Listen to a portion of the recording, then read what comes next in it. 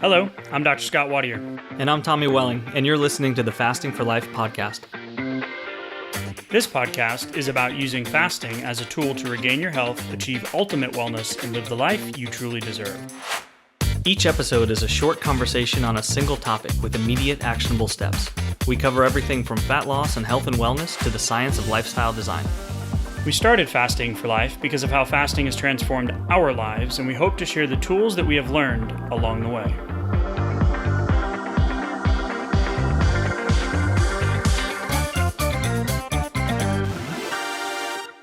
Hey everyone, welcome to the Fasting for Life podcast. My name is Dr. Scott Watier, and I'm here as always with my good friend and colleague Tommy Welling. Good afternoon to you, sir. Hey Scott, how are you? Fantastic, my friend. Excited for today's listener Q&A conversation. Yes. So we get dozens and dozens and dozens of questions submitted. So if we didn't get to yours, it's not intentional, or if we didn't reply. But we took some of the ones that we always feel kind of apply to the majority after having tens of thousands of conversations over the years and damn near 4 million downloads. We've had a lot of back and forth with you guys, the listeners. So we're excited to bring you some of those questions and our take on how to apply fasting into your day-to-day life. So if you are new to the podcast, welcome in. Thank you for giving us a shot. And hopefully we'll become part of your fasting, weight loss, and health journey. If you want to learn more about Tommy and I and why we do what we do, why we have Fasting for Life and all of our resources and coaching and challenges, fasting really transformed our lives. So head back to episode 0, give it a listen. You'll hear our story, short and sweet. It's about 30 minutes long. And it'll give you some insight into how fasting transformed our lives and why we do what we do. If you are a long-term listener, we are grateful for you to continue to follow the show, subscribe, like, rate, review, download, whatever all the little buttons you have to click these days because they just keep changing it. Mm-hmm. And we're more importantly grateful for the reviews that you've given us, thousands of reviews over the years. So we want to give a shout out to a recent review that just came in on April Fool's Day, April 1st of 2025, Tommy. Yeah, hopefully it's not an April Fool's though, because it's a good one. It's a 5-star. So Gotcha. Thank you, Randall. Yeah. Thanks, Randall Alvey. He said, this is a great podcast on fasting from a couple of guys that are excited about what they're talking about and take the time to do their homework. Very informative, very encouraging. Keep it going. Absolutely.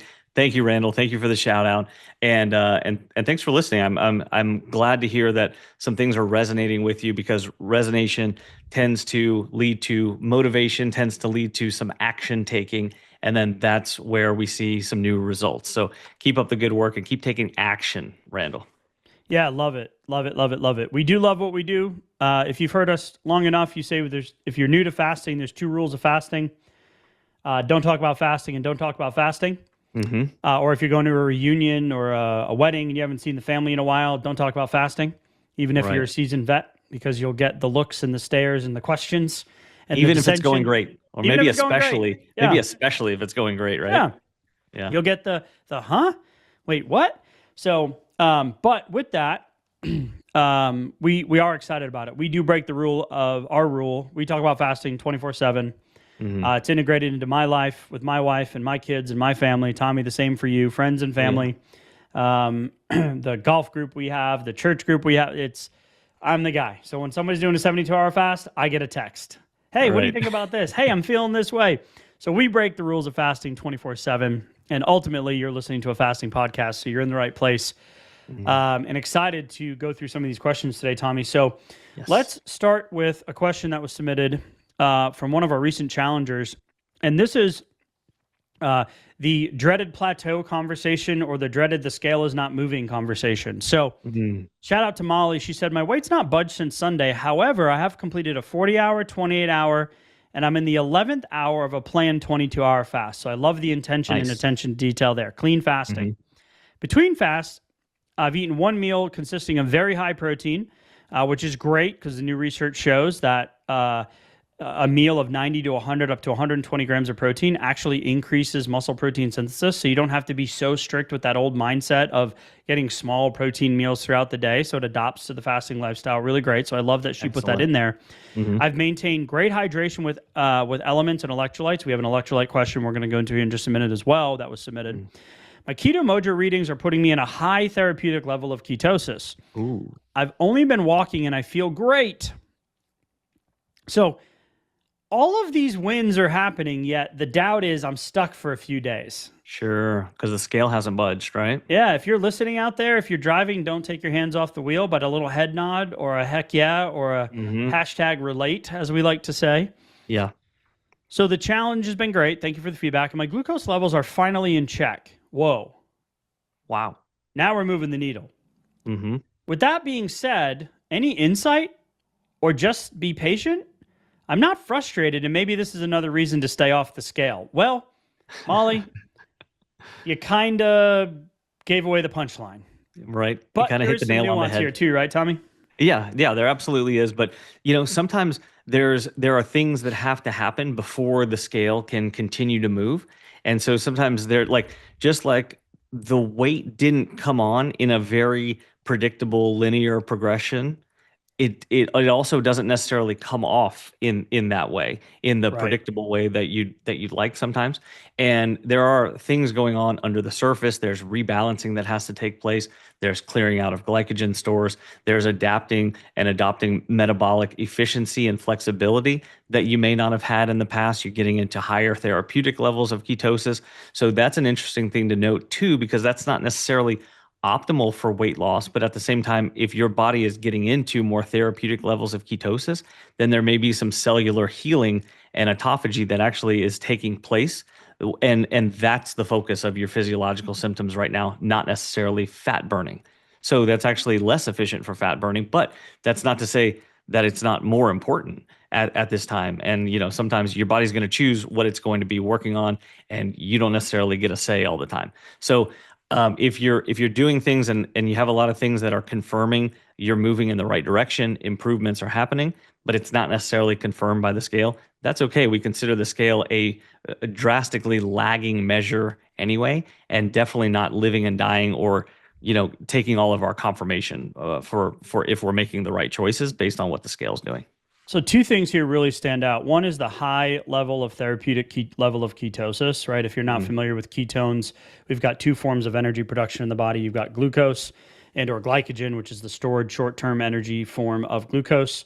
And then you have ketones, right? So Mhm. in a high level of therapeutic level of ketosis, high level of ketones, that's not optimal for weight loss or seeing change on the scale, which can be frustrating.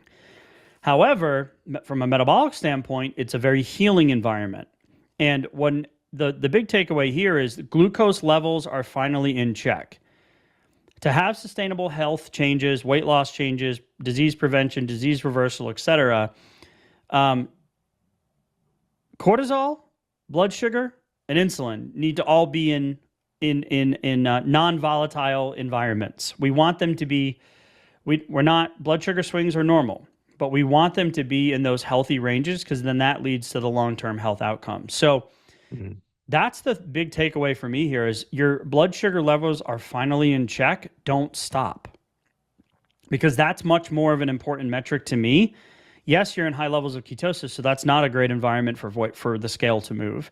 But the blood Mhm. sugar levels, that's a really great metabolic kind of the iceberg analogy. That's a beneath the surface thing that's Mhm. telling you that you're doing a lot right. So put the scale in its place for now, right? Don't let the little piece of plastic, glass, and metal that has batteries in it, right, deter you from the long-term goal.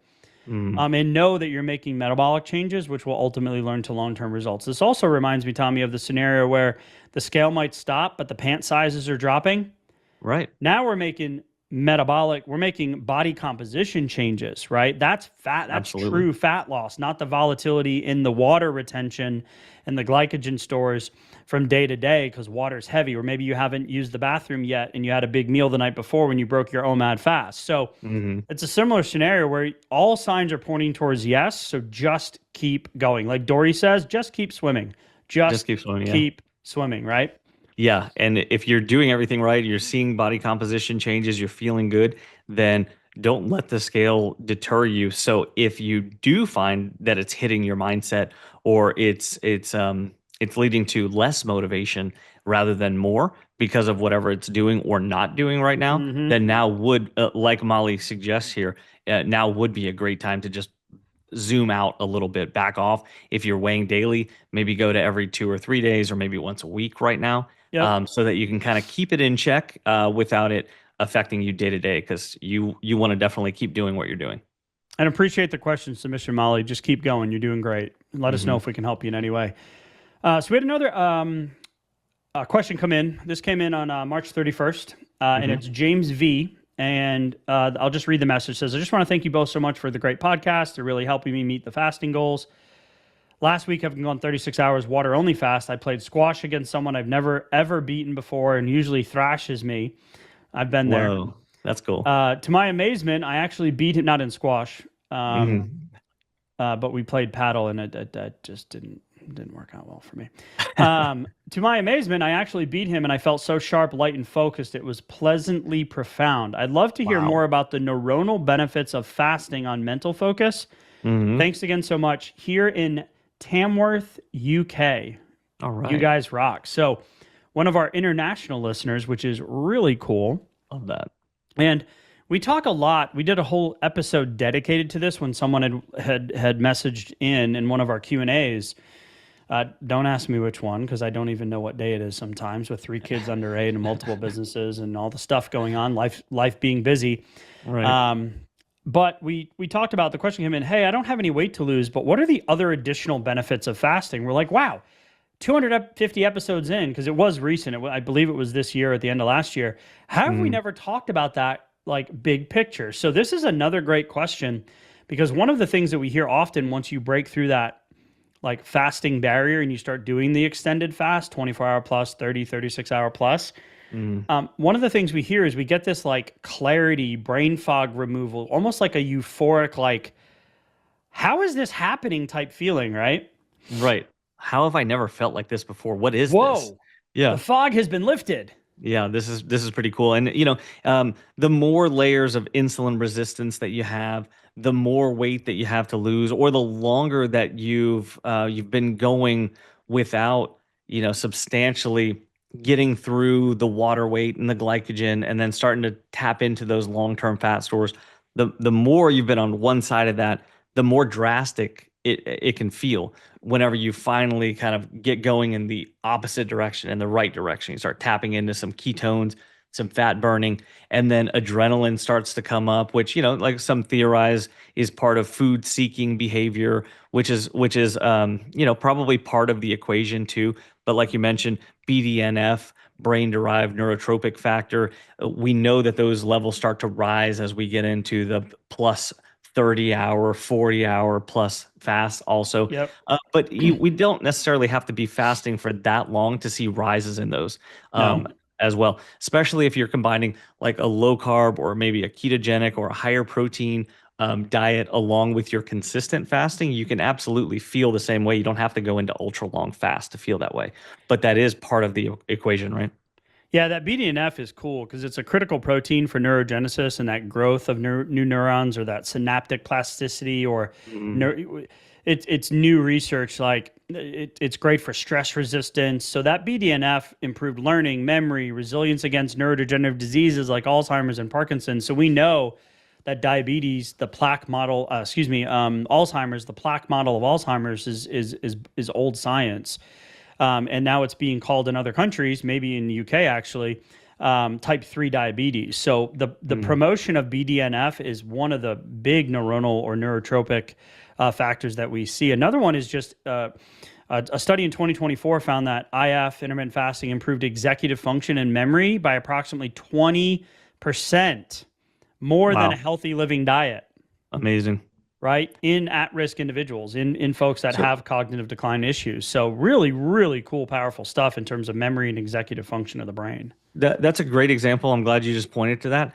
Think about this. If you haven't felt what we're talking about right now, then that's a great example of, imagine that improvement and try to think of having that improvement, but without being able to feel a difference. That's hard to imagine an actual measurable improvement like that without it feeling somehow different. Like you're kind of firing on all cylinders, or maybe thinking a little faster, able to remember words that you're searching for instead of having to search for them. They're kind of just coming to you. More feeling of being in that kind of flow state mentally at times. And I still remember getting into more consistent fasting and finally like feeling like that door had kind of started to open up. and it was weird because it was more like, compare that to being in an insulin fog, into the blood sugar volatility, chasing after the next meal, but not even just those distractions, but actually something different going on because your brain's being fueled differently at that time. And so it's really crazy to like feel those two and the contrast between them. So if you're not sure what I'm kind of describing right now, guess what? There's more to be experienced for Yep. sure, and you'll understand it when you feel it. But if you've been consistently fasting for a while and you didn't really feel that difference, that may have been because you didn't have as much insulin resistance or Yep. didn't feel as brain foggy, Yep. in the past, if that's a technical term. Right. I think it was. Yeah. So Yeah. a couple others here in terms of neuroprotection and stress resistance. So fasting triggers autophagy, which we know it decreases oxidative stress, removes all the damaged cellular components, Hmm. and really prevents that age-related degenerative type category of issues. It also enhances mitochondrial biogenesis through the activation of um, transcription factors in your genes. So it improves neuron bioenergetics and resilience to stress. So in the stress-filled world that we live in, that's a huge benefit. I'm better dad, better husband, better coach when I'm fasting. Like Right. I to your point of like I just feel that now, and when I feel the opposite, I'm like, oh God, I don't want to go back there. Like, keep that in the closet, right? Keep those skeletons hidden. Yeah. And that goes right into the reduced inflammatory response too. So it fasting decreases the pro-inflammatory cytokines like IL-6 and TNF-A, which again are connected to, I'm going to say this a few times in this section in response to this question, like Alzheimer's disease and multiple sclerosis. So it enhances the neuronal survival and function. Never mind the blood sugar component where it improves insulin sensitivity. So it improves glucose uptake by neurons, improving that metabolic health component. So Well, so can I pause you for 1 second? please, Think about it this way, real quick.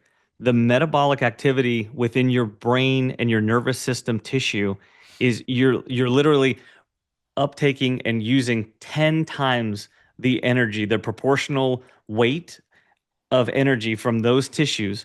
You're using 10 times more energy than would be calculated just based on the weight of the tissues in your brain and in your system. So so 2% of body weight, but 20% of energetic needs. So so what what I that just heard is means, like you're stepping on the gas pedal. you're stepping on the gas pedal, and your brain and your nervous system tissue actually is poised to benefit the most from any beneficial changes in metabolism and energy utilization and efficiency. Love it. Yeah. And that's why you can see the connections to the things I've said multiple times in terms of neurological degenerative type things. Fasting will help prevent, combined with a keto diet or high therapeutic level of ketosis, you can see some incredible changes, slowed down progression, and even reversal of symptoms in things like MS and Parkinson's, strokes, Alzheimer's disease, epilepsy, etc. So Hmm. just a really cool question that no one's ever asked specifically for the neuronal changes. But I love it because we've got the neuroplasticity, the brain fog, the energy, the fatigue, the sleep, the lifestyle stuff, but we also have the beneath the surface neurological things that are happening. So Yeah. Incredible. absolutely great question. So thank you for sending that in, James V. Thank you for listening in from the UK. And great question. So we have a couple here, Tommy, that we want to get into. This is a question that came in from Sarah S. This came in April 1st. I've been listening to you guys for a month or so now, and I've been doing OMAD for the last couple weeks. I've made my own Okay. electrolyte drink. So this is one meal a day. One meal a day, OMAD, Hmm. thank you. Been making my own electrolyte drink consisting of 1/2 teaspoon each of cream of tartar, pink salt, and baking soda. Tommy, I know you looked that up and found some other connections, right? Oh yeah. Yeah, yeah. Um, It seems to be a good, like a pretty popular electrolyte drink, and kind of cortisol drink too, for like adrenal stress and things like that.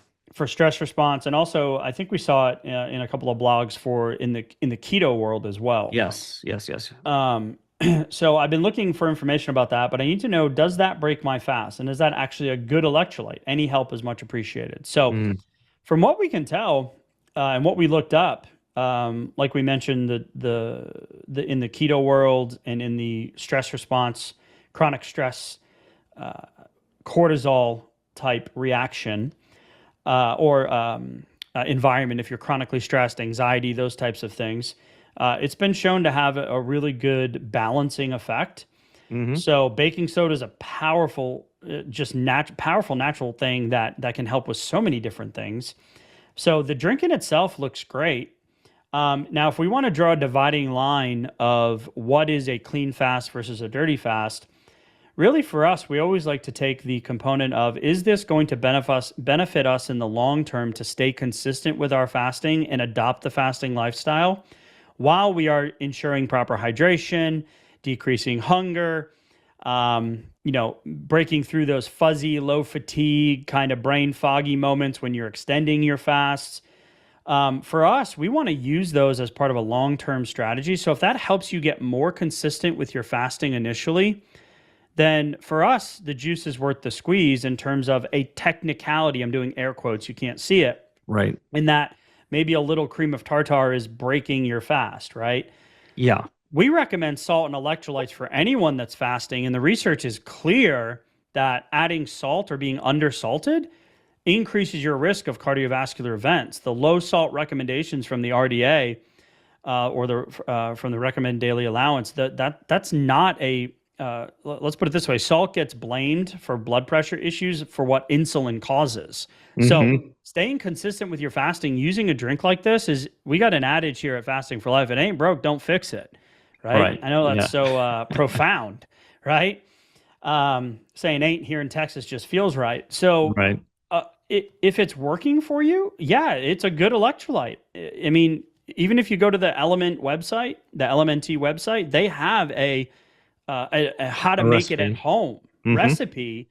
It's a little different from this, but that might also be, and we'll drop the link in the show notes, that also might be something you can try, because proper hydration and adding those minerals, trace minerals and salt into your fasting is going to make it that much easier to stay consistent, which will get you to your long-term goal. And we'd rather have you the ability to stay consistent and then adopt the lifestyle rather than using it fasting as kind of an on-off diet type mentality, right? Yeah, agreed. Anything that you can do to make your fasting habits long-term and sustainable and adaptable are going to be very, very beneficial. And so one of those things is to find, so a few interesting ways to get in your electrolytes, your hydration on a consistent basis. So I saw on these recipes, I haven't tried this recipe particularly myself, but a squeeze of lemon or lime juice to kind of increase or enhance the flavor as well was a suggestion. And, I like anything that kind of breaks things up, and it kind of gives you a way to enjoy your hydration and your electrolytes in a more interesting kind of way. Yeah, I love it. Absolutely love it. So we had a couple more questions here. So hopefully that is helpful. Sarah S., that question came in April 1st, like I mentioned. So thank you for listening in. And we hope that answered your question. And hopefully that helps some other folks as well with that decision-making process of, hey, am I doing this right? Is this what should I be doing this right? Right. Those little voices of doubt that come in when you're adopting something new. So yeah, keep doing what you're doing. Great stuff. I know I personally love an adrenal cocktail. As stress and sleep were two of my drivers of insulin resistance and the metabolic dysfunction and the inability to lose weight consistently, doing it the old way, calorie in, calorie out, eat less, move more. I use an adrenal cocktail and a sleep stack very strategically to make sure that I'm getting quality sleep, managing my stress, ultimately allowing for optimal blood sugar and metabolic function. So great question. We have another one coming in, which I just realized is again from the UK. You guys are we're on a hot streak in the United Kingdom. This comes in from Kerry. This came in April 2nd. So they said, hi, a few questions. I'm from UK, so products may vary, obviously, but what can I put in my tea or coffee? Did you say cream? Dun, dun, dun. I was told putting milk in my coffee breaks the fast. Is this right? So this, again, kind of builds on where's the line in terms of clean fasting. Now, you can also go one step farther and talk dry fasting versus water fasting. You can talk about bone broth fasting for gut health and gut healing. There's a Dr. David Jockers has a great resource on this. He's big into the bone broth fasting world.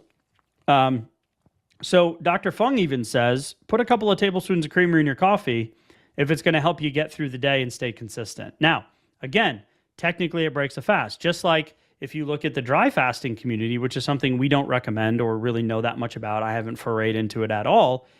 But even in dry fasting, there's two subcategories that strict and non-strict. I can't remember the exact terms of what are they called, Tommy? Do you remember?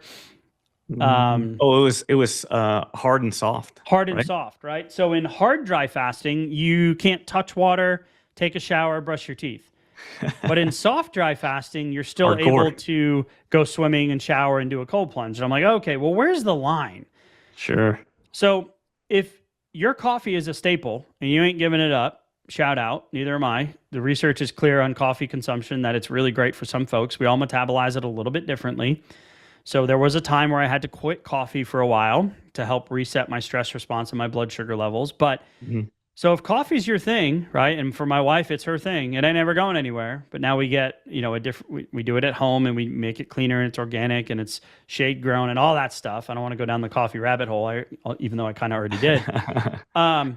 The better your coffee, the easier it is to drink black. I'll say it. I'll say that. The better that's the for coffee. sure. Yeah. If you can't drink your coffee black, you need a better coffee. That's a great point. Yep. And I never would have known that. That's going to help with your fasting lifestyle for sure. Correct. So for now, putting a couple tablespoons of cream in your coffee, I mean, go for it if it allows you to stay consistent. So hopefully that clears that point up.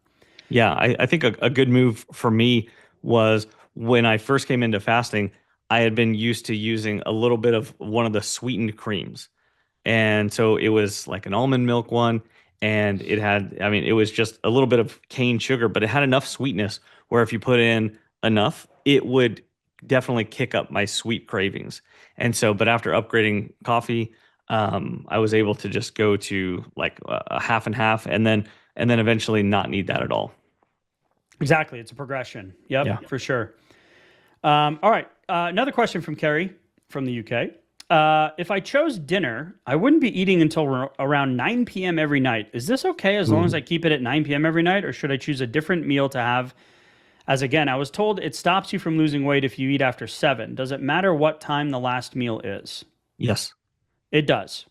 So you are up to 30% less insulin sensitive. So the effectiveness of insulin, taking the energy that's broken down from your meal and shuttling it into your cells to be used as energy rather than being shuttled into your liver and or your fat stores.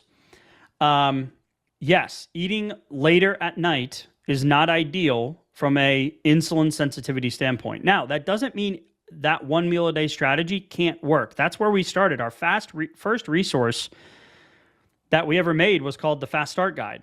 6 simple steps to put intermittent fasting into your day. And 90% of people chose dinner because it's easier with families, with work, whatever. However, so if it's working for you right now, then keep doing it. But we have shifted our mindset on this because the research is clear now. Eating earlier in the day has a better benefit for your insulin response and your insulin sensitivity. Yep. So if that's not in the cards for you right now and it's working, stay the course. But yes, I would recommend shifting that meal earlier if you can, and even moving your eating window to midday, late afternoon, early evening if that's possible. Yeah, you would also have a big net benefit of if you took 2 or 3 or 4 of the days of the week and did something different on those days, either like an early lunch, like whenever the other time that you could have a meal would be to switch it up, or to have some of those days where you just burn through and some of those days you're just tapping into long-term fat source and you just fast through those days. So that means that you're giving yourself the opportunity to regulate blood sugar, regulate insulin levels without just always having that dinner meal, because that dinner meal also affects your sleep, which then is going to increase your insulin resistance and decrease your metabolic efficiency going into the next day as well. 100%. So the last question that came from Carrie, she says, I'm also going through, I had been bedbound for a year and put on about 2 stone. So I think that's 14 pounds.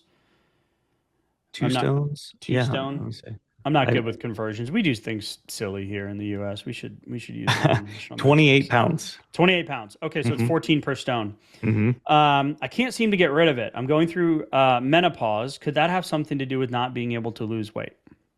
Sure. So I want to encourage you that in menopause, fasting is a very powerful tool and it can be done and it can get great results. There are some things that happen when you transition into menopause in terms of estrogen, where that decrease is going to make it, if you're not pulling the right levers at the right time, it's going to make it more difficult. So you need more protein. You need resistance training. You Hmm. need, healthy fats for proper hormone production. Because what happens is the adrenal glands take over the production of the sex hormones when the reproductive organs shut down. So about 75% are now made there. So stress and sleep are two big components that will drive weight loss resistance as well as the estrogen changes in menopause.